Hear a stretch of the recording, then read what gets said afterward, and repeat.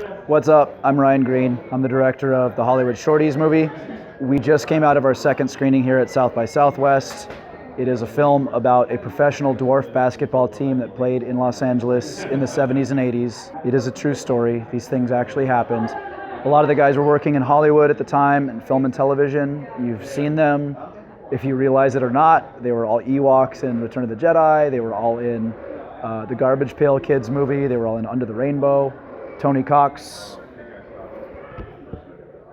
you recognize. Me, Myself, and Irene, Bad Santa, Friday, the list goes on. It's a family story for me in a way. My Uncle Larry was on the team for a long time, from the early 70s up to the late 80s.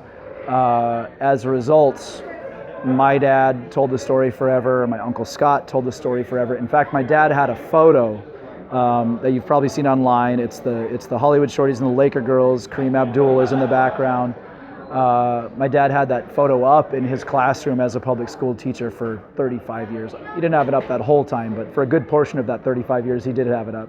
As these things go, any story that's very familiar to you is common. You tend to take it for granted. So even though I've been a filmmaker for 20 years, it never struck me as something I wanted to do as a documentary until I finished my first feature and was looking for my next project. And for whatever reason, the Hollywood Shorties came up in conversation with my family at Christmas, and it struck my ear as if for the very first time in my life. And the thought was, what family has stories like this? This is absolutely unbelievable. And so just asking questions at the dinner table: Dad, what do you remember? Uncle Scott, what do you remember?